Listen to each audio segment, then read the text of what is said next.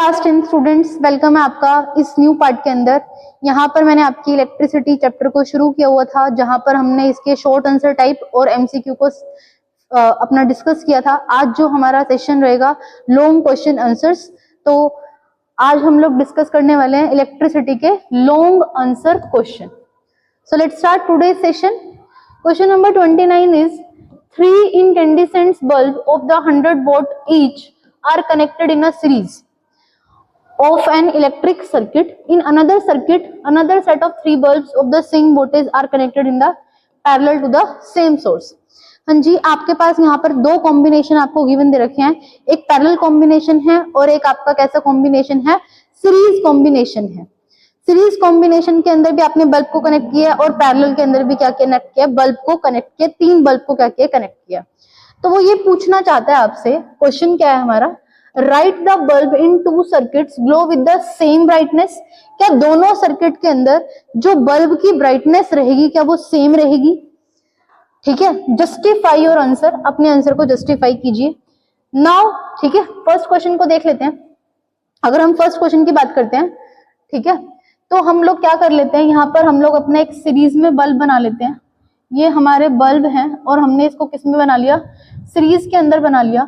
यहाँ पर हमने अपनी की को लगा लिया और यहाँ पर हम अपनी बैटरी को लगा रहे हैं और इसको ऐसे लगा रहे हैं। ठीक है, यहाँ पर हम अपना एमीटर भी लगा सकते हैं।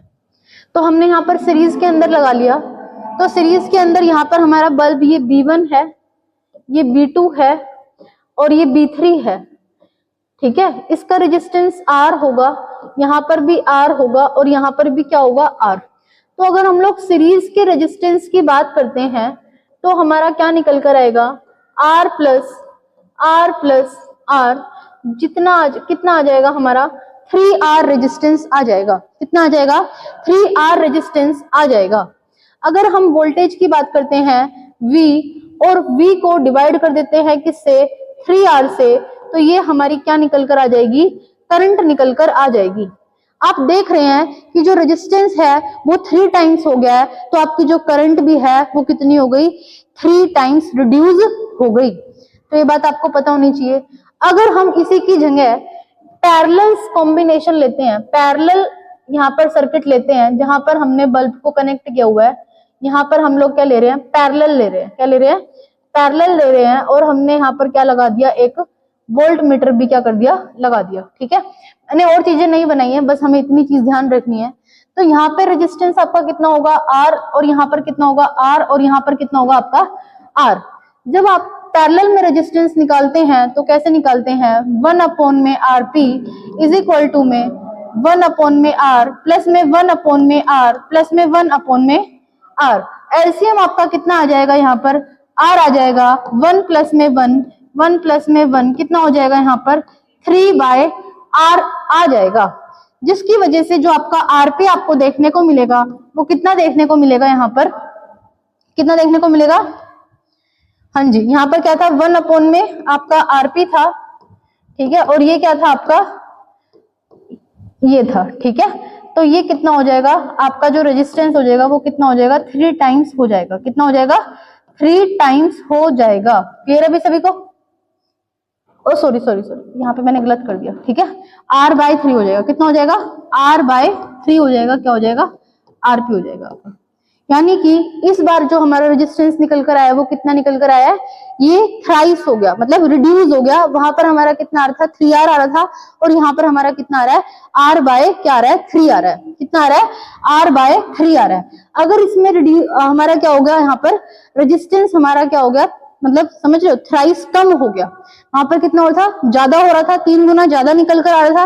तो यहाँ पर अगर हमारी करंट की बात करते हैं, V इज इक्वल टू में IR, V कितना दे रखा है यहाँ पर इतना, और R की अगर आप वैल्यू यहाँ पर रखेंगे कितनी आएगी, R/3, तो यहाँ पर मल्टीप्लाई में आ जाएगा। कितना आ जाएगा, मल्टीप्लाई में, तो ये आपका क्या आ जाएगा, 3V/R। कितना आ जाएगा, 3V/R। तो आप देख सकते हैं वहां पर आपकी करंट 3 गुना कम थी और यहाँ पर क्या है, 3 टाइम्स ज्यादा है। अगर यहाँ पर आपकी करंट ज्यादा है तो आप यहाँ से क्या निकाल सकते हैं, पावर निकाल सकते हैं। क्या निकाल सकते हैं, पावर निकाल सकते हैं। आप इसकी पावर अगर आप यहाँ पर निकालेंगे, फॉर्मूला रखेंगे, कितना आ जाएगा, VI। क्या रखेंगे, वी आई, वी को एज इट इज रखेंगे और वी मल्टीप्लाई में यहाँ पर क्या करेंगे, वी बाय 3, तो कितना आ जाएगा आपका ये वी स्क्वायर अपॉन में 3r। और अगर आप यहाँ पर पावर निकालेंगे तो कितनी आएगी, वी आई, वी कितना दे रखा है आपको यहाँ पर आप v की वैल्यू एज इट इज रखेंगे, मल्टीप्लाई करेंगे किससे, 3v अपॉन में r से, कितना हो जाएगा 3v स्क्वायर अपॉन में r। तो आप डिफरेंस देख सकते हैं, पावर आपकी पैरेलल कंडीशन के अंदर क्या आ रही है, 3 गुना ज्यादा निकल कर आ रही है, किसके कंपैरिजन में, जब हमने बल्ब्स को सीरीज में कनेक्ट किया था उसके कंपैरिजन में हमारी पावर क्या निकल कर आ गई है, ज्यादा निकल कर आ गई है। और हम पहले भी डिस्कस कर चुके हैं, पावर जो होती है वो डायरेक्टली प्रोपोर्शनल होती है किसके, ब्राइटनेस के, किसके, ब्राइटनेस के डायरेक्टली प्रोपोर्शनल होती है। तो इसका मतलब क्या है, पावर ज्यादा होने से आपके पैरेलल अरेंजमेंट के जो बल्ब होंगे वो ज्यादा ब्राइटनेस के साथ क्या करेंगे, ग्लो करेंगे। ठीक है, हम लोग एक बार इसका आंसर भी देख लेते हैं। Resistance of the bulb in the series will be the 3 times the resistance of the single bulb. ठीक है, hence the current in the series combination will be the 1/3 compared to the current in each bulb in the parallel combination. That's why parallel combination will glow more brightly.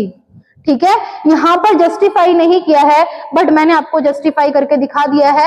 आप क्या करना, एक series combination बनाना, एक parallel बनाना, वहां पर आप लोग पहले करंट को निकालना फिर उसकी पावर को निकालना, ऐसे ही वहां पर पहले करंट को निकालना और फिर पावर को निकालना और फिर दोनों को कंपेयर करके क्या करना, आंसर इसका बता देना।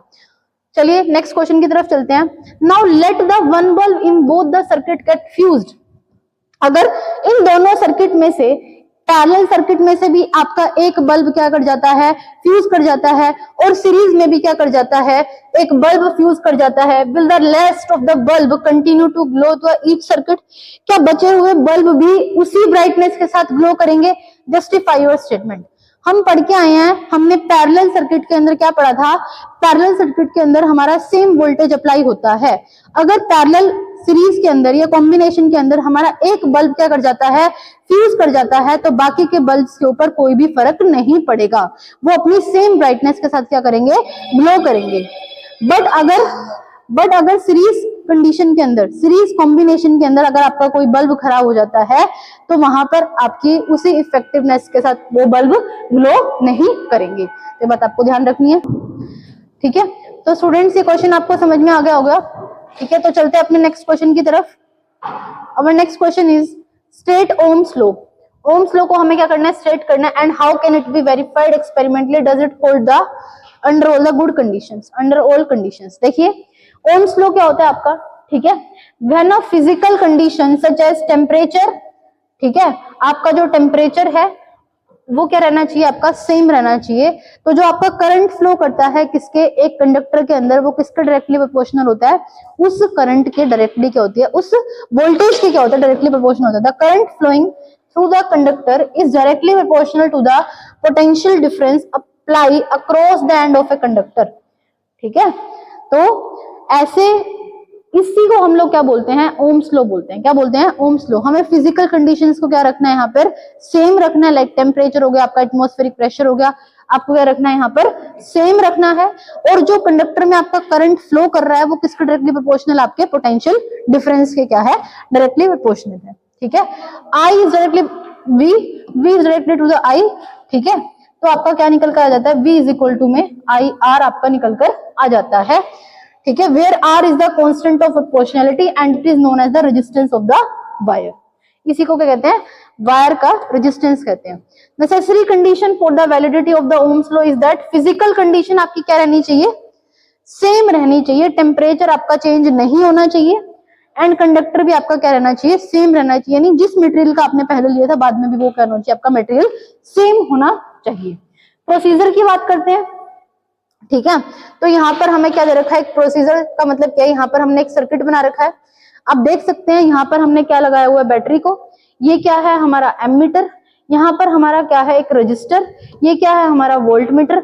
और ये क्या है, हमारा रियोस्टेट, जो कि रेजिस्टेंस को क्या करता है, चेंज करने का क्या करता है, काम करता है। ठीक है, हमने वेरियस कंपोनेंट को जोड़ दिया है। ठीक है, so that the current begins flow in the circuit. Current कहां से फ्लो करेगा, आपके पॉजिटिव टर्मिनल से फ्लो करेगा।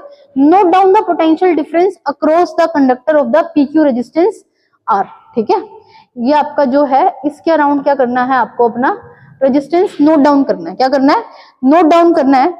ठीक है, as shown by the voltmeter and the corresponding current shown by the ammeter में क्या होगी, आपकी करंट की रिकॉर्डिंग होगी, और वोल्टमीटर में किसकी रिकॉर्डिंग होगी, आपकी पोटेंशियल डिफरेंस की क्या होगी, रिकॉर्डिंग होगी।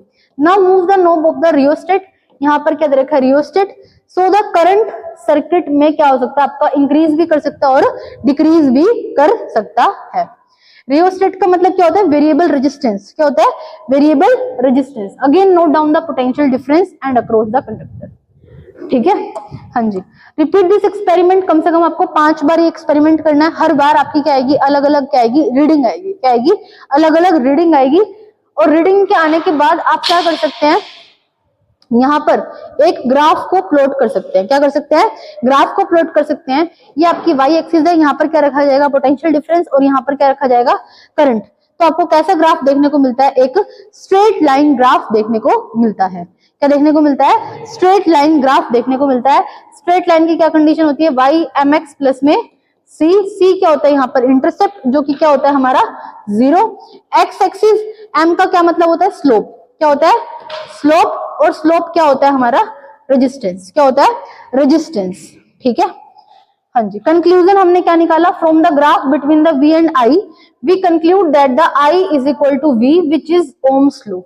ठीक है, I is equal to V का क्या मतलब है, जितना ज्यादा हम किसी भी कंडक्टर में से करंट को फ्लो कराएंगे वो आपका डायरेक्टली प्रोपोर्शनल है किसके, V के। क्योंकि हमारे यहाँ पर हमें कैसा ग्राफ देखने को मिल रहा है, लीनियर ग्राफ देखने को मिल रहा है, स्ट्रेट लाइन ग्राफ आपको यहाँ पर क्या देखने को मिल रहा है। ठीक है, hence Ohm's law is verified. Ohm's law does not hold under all condition.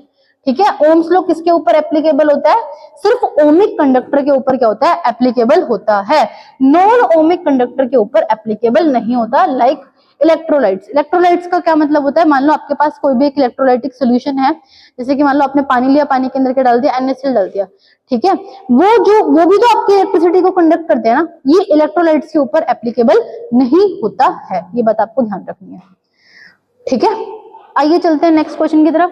What is electrical resistivity of a material, what its unit, and describe an experiment to study the factor on which the resistance of the conducting wire depend. हाँ जी, बात करते हैं कि electrical resistivity क्या है। Electrical resistivity वो property है किसी भी कंडक्टर की, ठीक है, due to which opposes the flow of the current. ठीक है, जैसे भी जिस भी डायरेक्शन में आपका क्या कर रहा है, करंट फ्लो कर रहा है, ठीक है, उसको फ्लो को रजिस्ट करने का काम करती है, उसको तो आप क्या बोलते हो, रेजिस्टेंस। उस कंडक्टर की प्रॉपर्टी को आप लोग क्या बोलते हो, रेजिस्टिविटी। क्या बोलते हो, resistivity. It does not depend upon the length and the area of A cross section of the wire, it depends only on the temperature and the nature of the material of the wire. ये बात आपको ध्यान रखना है। ठीक है, जो resistance है वो क्या है, रो L अपॉन में A। ठीक है, ये आपको ऐसे ध्यान रखनी है। तो ये क्या है, आपकी रेजिस्टिविटी है, इसको रो से डिनोट करते हैं। रेजिस्टेंस मल्टीप्लाई में एरिया अपॉन में लेंथ। रेजिस्टेंस की यूनिट क्या होती है, ओम। एरिया की क्या होती है, मीटर स्क्वायर। और लेंथ की क्या होती है, मीटर। 1 मीटर से मीटर कट गया तो ओम मीटर या ओम सेंटीमीटर किसकी यूनिट आ गई, आपकी रेजिस्टिविटी की SI यूनिट आ गई। क्या आ गई, SI यूनिट आ गई। ठीक है, क्लियर है अभी सभी को यहां तक। Experiment to study the factor on which the resistance of the conducting wire depends. अब वो बोल रहा है, उसने कुछ कुछ फैक्टर दिए हुए आपके जिसके ऊपर वो क्या करती है, डिपेंड करती है। आइए इसको भी देख लेते हैं एक बार।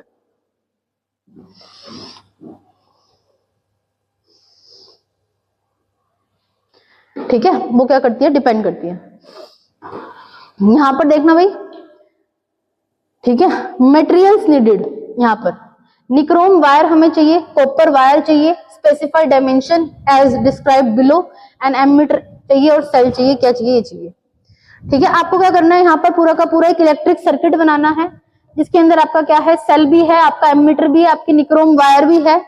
ठीक है, और हमारी क्या है, एक प्लग की भी है। ठीक है, हाँ, यहाँ पे डायग्राम आपका आ नहीं पाया तो मैं आपको बस बता रही हूँ कि आपको क्या बता रखा है कि जो रेजिस्टिविटी है वो कैसे कैसे डिपेंड करती है, आपको ये चीजें बतानी है। ठीक है, तो यहाँ पर क्या दे रखा है, now plug the key and note the current in the ammeter. ठीक है, उसके बाद क्या करना है, अब इस निक्रोम वायर को आपको किससे रिप्लेस कर देना है, सेम ही थिकनेस के साथ बट ट्वाइस द लेंथ। ठीक है, आपको क्या करनी है, पहले आपके पास किसी एल लेंथ की वायर थी, अब की बार हमने उसकी थिकनेस क्या रखी है, सेम रखी है। थिकनेस का मतलब होती है उसकी चौड़ाई, उसकी थिकनेस क्या रखी है, सेम रखी है, बट उसकी लेंथ क्या कर दी है, डबल। यहाँ पर हमने लेंथ क्या रखी थी, एल, और यहाँ पर हम लोग क्या रखेंगे, 12। क्या रखेंगे, 12। फिर से आप क्या करना, एमीटर में क्या करना, रीडिंग करना। यानी कि जो आपने वायर लगा रखी है, पहले में आप क्या रखते हो, निक्रोम वायर। ठीक है, आपने उसकी रीडिंग निकाली एमीटर से, फिर क्या करते हो, आप उसकी लेंथ को डबल कर देते हो, 12 कर देते हो, फिर से आप उसकी रीडिंग को देखते हो। ठीक है, अब क्या करते हो, इस वायर को रिप्लेस कर देते हो एक मोटी निक्रोम वायर से। अगर हमने थिकर वायर को यूज किया तो इसका मतलब उसका क्रॉस सेक्शनल एरिया क्या होगा, ज्यादा होगा ना। ठीक है, मान लो ये कि ये क्या है, ये वायर है, अगर मैं इसको ऐसे बीच में से काट देती हूँ तो यहाँ से जो आपको एरिया दिखाई देता है, इसी को तो क्रॉस सेक्शनल एरिया बोलते हैं। क्या बोलते हैं, जो जितनी ज्यादा मोटी वायर होगी उसका क्रॉस सेक्शनल एरिया भी तो ज्यादा होगा। बात समझ में आ रही है, with the larger cross sectional area of the same length. अब की बार हमने क्रॉस सेक्शनल एरिया को बढ़ा दिया, तो क्या रेजिस्टिविटी के ऊपर डिपेंड करेगा, तो क्या रेजिस्टिविटी क्या ऊपर क्या फर्क पड़ेगा। Now instead of the taking of the nichrome wire connect, अब की बार हमने निक्रोम वायर की बजाय कॉपर वायर ले ली। कैसे ले ली, कॉपर वायर ले ली, तो हमारे उसके अंदर कैसी क्या रीडिंग आएगी ये भी आपको बतानी है। ठीक है, in the circuit let the wire of the note the values of the current and notice the difference in the current all the cases. आपको क्या करना है, ये बताना है। देखो इसके अंदर दे भी रखा है, यहाँ पर ये क्या है, हमारा डायग्राम है। ठीक है, पहले के अंदर हमने क्या लिया, निक्रोम वायर ली, दूसरे के अंदर हमने क्या किया, इसकी लेंथ को डबल कर दिया, तीसरे के अंदर हमने क्या लिया, इसके अंदर इसकी जो वायर थी उसकी चौड़ाई को बढ़ा दिया, उसकी थिकनेस को बढ़ा दिया, और चौथे के अंदर हमने क्या किया, निक्रोम वायर की बजाय किसको ले लिया, कॉपर वायर को ले लिया। ठीक है, तो हम लोग देख सकते हैं, इसके रिजल्ट देखते हैं। It is observe that the resistance of the wire increases with the increase in the length. सही बात है, अगर हम लोग इसकी लेंथ के साथ छेड़छाड़ कर रहे हैं या उसमें चेंजेस कर रहे हैं तो उसका रेजिस्टेंस में चेंज आएगा, because resistance is directly proportional to the length but inversely proportional to the cross sectional area. देखो, ठीक है, अगर हम इसको बढ़ाएंगे तो इसकी रेजिस्टेंस में कुछ ना कुछ प्रभाव पड़ेगा, यही बात इन्होंने बता रखी है। ठीक है, of the nichrome wire and decreases with the increases in the cross sectional area. We replace the nichrome wire of the copper wire of the same length area of the even the resistance will be different. ठीक है, आपको पता है इस बार हमने क्या कर दिया, नेचर ऑफ मटेरियल क्या कर दिया, चेंज कर दिया, तो भी हमारी क्या होगी, रेजिस्टेंस क्या होगी, डिफरेंट आएगी। क्या आएगी, डिफरेंट आएगी। तो these observation show that the resistance of wire depends upon the length, area of cross section and the nature of the material. बात समझ में आ रही है, ये रेजिस्टेंस का फॉर्मूला है रो एल अपॉन में ए। रेजिस्टेंस आपकी लेंथ पे भी डिपेंड करती है, रेजिस्टेंस आपके क्रॉस सेक्शनल एरिया पे भी डिपेंड करती है, और रेजिस्टेंस आपकी रेजिस्टिविटी के ऊपर भी क्या करती है, डिपेंड करती है। अगर किसी की लेंथ को डबल कर दिया तो भी रेजिस्टेंस बदलेगी, अगर किसी के क्रॉस सेक्शनल एरिया को चेंज कर दिया तो भी रेजिस्टेंस बदलेगी। सपोज करके देखो, मान लो एक तो इतनी चौड़ी वायर है और एक इतनी वायर है, सोच के देखो, एक तो बिल्कुल इतनी वायर है और एक इतनी चौड़ी वायर है, किसमें से इलेक्ट्रॉन का पास होना आसान है, इतनी वाली वायर में से आसान है। क्यों, क्योंकि यहाँ पर इजिली मूवमेंट होगी इलेक्ट्रॉन की, इजिली मूवमेंट होगी तो कोलिजन कम होगा, कोलिजन कम होगा तो रेजिस्टेंस कम होगी। बट एकदम बूढ़ी वायर है तो उसमें कोलिजन होने की संभावना ज्यादा है, करंट वहां पर इजिली फ्लो नहीं करेगा, रेजिस्टेंस होगी वहां पर ज्यादा होगी। तो ये बात आपको ध्यान रखनी है। ठीक है, आ जाइए नेक्स्ट क्वेश्चन की तरफ। How will you infer with the help of an experiment that the same current flows through the every part of the circuit containing the three resistance in the connected to a battery।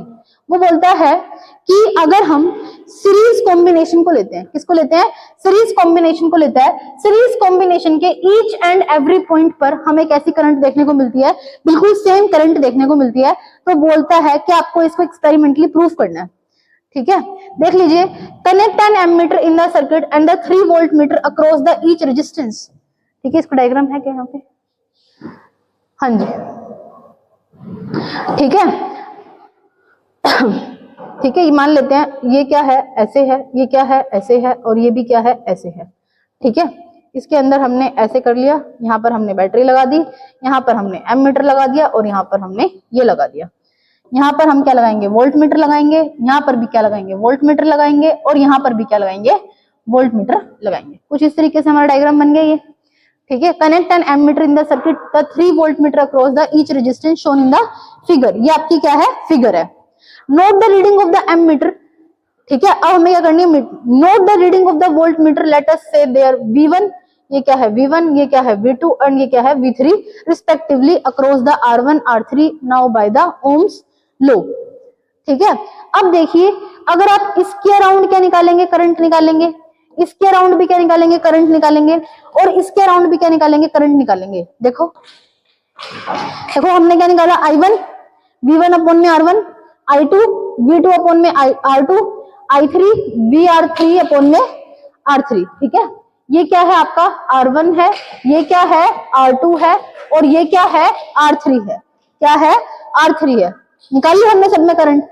We will find, हमने पता करा कि हमारी जो current निकल कर आ रही है वो कैसे निकल कर आ रही है, सब में सेम निकल कर आ रही है। जैसे अब तो मैंने यहाँ पर वैल्यू नहीं रखी, बट ऑटोमेटिकली क्या होता है, यहाँ पर जब भी आप वैल्यूज निकाल के देखते हैं तो आपकी जो करंट आती है वो कैसी रहती है, सब में सेम रहती है, अगर आपके सारे के सारे कंपोनेंट्स किस में अटैच है, आपके सीरीज कॉम्बिनेशन में क्या है, अटैच है। तो क्लियर है सभी को, हाँ जी। How will you conclude that the same potential difference exist across the 3 resistor connected in a parallel arrangement, ठीक है। इस बार हमें कैसे दे दी, पैरेलल दे दी। कैसे दे दी, पैरेलल दे दी। तो पैरेलल के लिए भी हम अपना डायग्राम बना लेते हैं, यहाँ पर दे ही रखा है देखो, ठीक है। ये हमारा क्या है, डायग्राम है। यहाँ पर क्या है, R1 है, यहाँ पर क्या है R2 है, और यहाँ पर क्या है R3 है, और ये क्या है हमारा पोटेंशियल डिफरेंस वोल्टेज हमने अप्लाई किया हुआ है, ठीक है। ये क्या है हमारी बैटरी, ये की है, और ये क्या है हमारा एमीटर। अब देख लीजिए आगे क्या हुआ, ठीक है। Take the resistor R1 R2 R3 connect the them parallel to make the circuit as shown in the figure. ये मैंने आपको फिगर दिखा दिया, ऐसा दिख रहा है आपको, ठीक है। Use voltmeter to take the reading of the potential difference, ठीक है। हमने यहाँ पर क्या रखा है, वोल्ट मीटर को रखा है ताकि पोटेंशियल मीटर की क्या ले सके, रीडिंग ले सके of the 3 resistor in the parallel combination. Now remove the resistor 1 and take the reading of the potential difference. अगर आप इस बार इसमें से R1 को हटा देते हो, क्या करते हो, R1 को हटा देते हो, फिर देखो आपके पोटेंशियल डिफरेंस की क्या रीडिंग आ रही है इस वोल्ट मीटर के अंदर। देन रिमूव द R2, फिर इस R2 को हटा दो, फिर से रीडिंग चेक करो, फिर आप इसको क्या करो, take the reading of the potential difference, ठीक है। आपने क्या ऑब्जर्व किया यहाँ पर, in each case voltmeter reading was the same. हर केस के अंदर आपकी वोल्ट मीटर की रीडिंग क्या आ रही थी, सेम आ रही थी, which show that the same potential difference exists across the 3 resistor connected in a parallel segment या फिर parallel arrangement। तो इसने हमें क्या पता चलता है कि पैरेलल अरेंजमेंट के अंदर जो हमारा पोटेंशियल डिफरेंस क्या रहता है वो सेम रहता है, जबकि सीरीज अरेंजमेंट के अंदर जो हमारा करंट रहता है वो क्या रहता है, आपका सेम रहता है। तो इस तरह के क्वेश्चंस भी आपको देखने को मिल सकते हैं। Now move on the next question, question number 34, ठीक है। What is the Joule's heating effect. हाँ जी, ये बिल्कुल चैप्टर के लास्ट वाले सेगमेंट से क्वेश्चन है, जूल्स हीटिंग इफेक्ट क्या होता है, ठीक है। ये आपको इसकी डेफिनेशन बिल्कुल अच्छे से लिखनी आनी चाहिए और इसके फॉर्मूले को डिराइव भी करना आना चाहिए। चलो पढ़ते हैं इसके बारे में। The heating effect of A current is defined by a joules law of heating. थोड़ी सी बात करते हैं, आखिर ये इतनी हीटिंग होती ही क्यों है। जब भी आप किसी भी करंट कैरिंग कंडक्टर के चारों तरफ किसी इलेक्ट्रिक फील्ड को लगा देते हो, तो वहां पर क्या करते हैं, आपके इलेक्ट्रॉन्स जो होते हैं, मान लेते हैं ये मेरे पास क्या है, करंट कैरिंग कंडक्टर है। क्या है, करंट कैरिंग कंडक्टर है। मैंने बाहर क्या जनरेट कर दी, एक इलेक्ट्रिक फील्ड क्या कर दी, मैंने बाहर लगा दी। लगाने की वजह से क्या होता है, जो यहाँ पर इलेक्ट्रॉन्स की मूवमेंट होती है, मान लो अगर आपका करंट इस डायरेक्शन में फ्लो कर रहा है तो आपके इलेक्ट्रॉन क्या करेंगे, इस डायरेक्शन में क्या करेंगे, फ्लो करेंगे, ठीक है। इलेक्ट्रॉन क्या करेंगे, इस डायरेक्शन में क्या करेंगे, फ्लो करेंगे।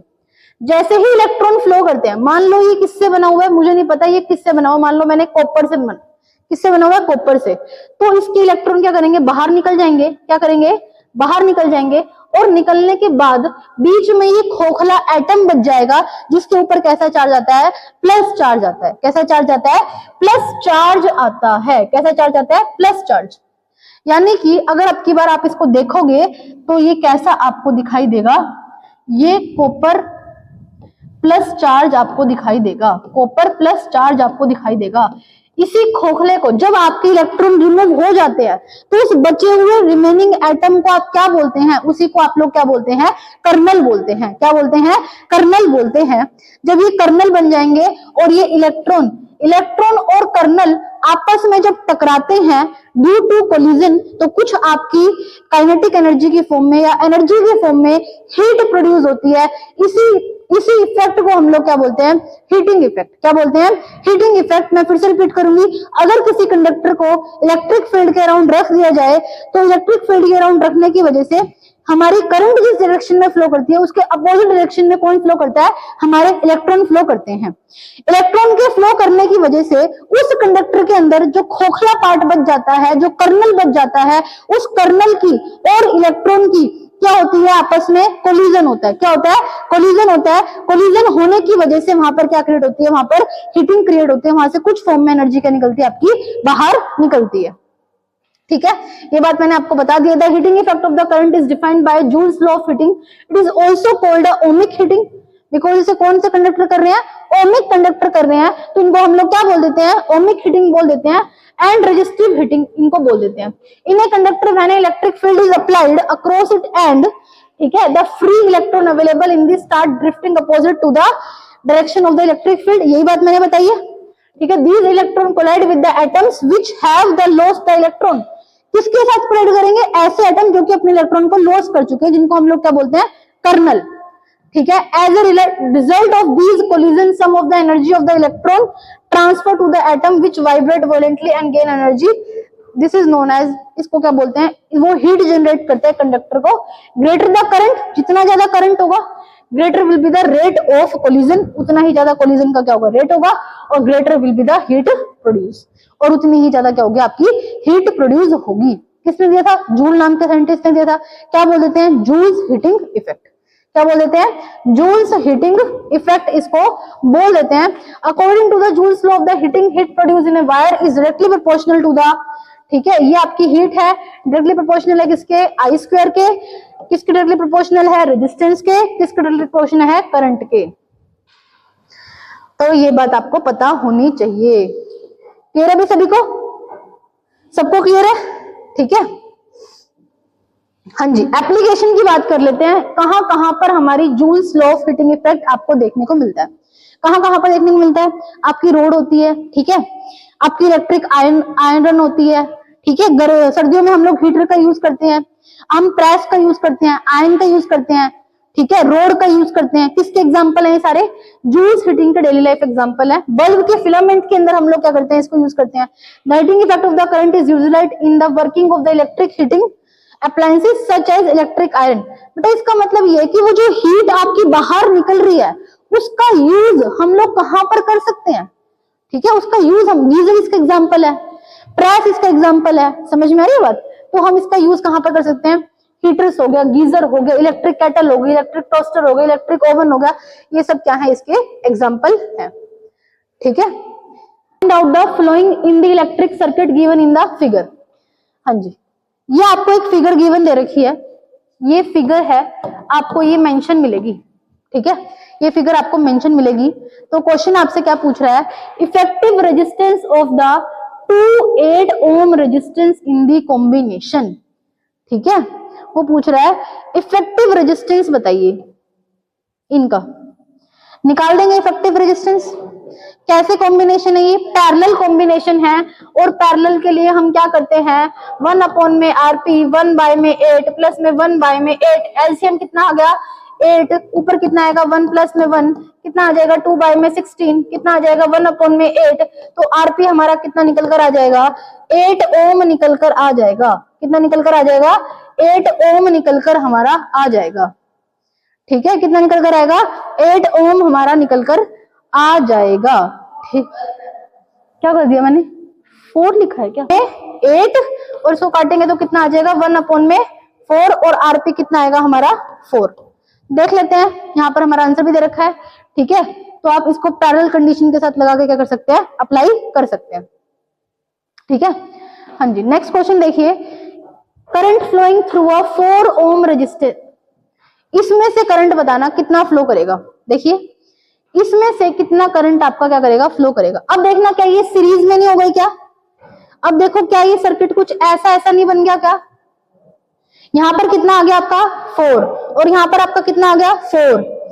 V इज इक्वल टू में क्या आ गया आपका IR आ गया, ठीक है। रेजिस्टेंस आपका कितना आ गया 8 आ गया। करंट आपको क्या करना है, निकालना है। वोल्ट कितना दे रखा है 8 दे रखा है। 8 डिवाइडेड बाय में अगर आप 8 करेंगे तो कितना आ जाएगा आपका 1 एम्पियर आ जाएगा। कितना आ जाएगा 1 एम्पियर आपका यहाँ पर आ जाएगा, ठीक है। कितना आ जाएगा 1 एम्पियर आपका यहाँ पर आ जाएगा। क्लियर है सभी को? ठीक है, हाँ जी। 4 ओम रजिस्टर के अक्रॉस बताना। अब क्वेश्चन देख लीजिए, potential difference across the 4 ohm resistance. 4 ohm resistance के यहाँ पर आप क्या बताएंगे, अपना पोटेंशियल डिफरेंस बताएंगे। क्या बताएंगे, पोटेंशियल डिफरेंस बताएंगे। क्या बताएंगे, पोटेंशियल। आई कितना है 1 और रेजिस्टेंस कितना आएगा यहाँ पर, कितना आएगा 4। कितना आएगा 4, तो आंसर कितना आ जाएगा 4 वोल्ट आ जाएगा। कितना आ जाएगा 4 वोल्ट आ रहा है सबका 4 वोल्ट, ठीक है।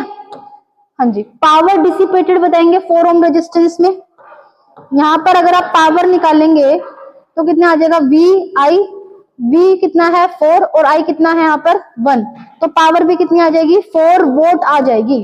कितनी आ जाएगी 4 वोल्ट आपकी पावर यहाँ पर आ जाएगी। Difference in the ammeter readings if any, ठीक है। वो बोलता है कि क्या एमीटर के रीडिंग्स में क्या आएगा आपका डिफरेंस आएगा। देख लो भाई, ठीक है। यहाँ पर आपका क्या आ गया था 4 वोल्ट और यहाँ पर कितना आ गया था आपका, यहाँ पे 4 वोल्ट आ गया था, ठीक है।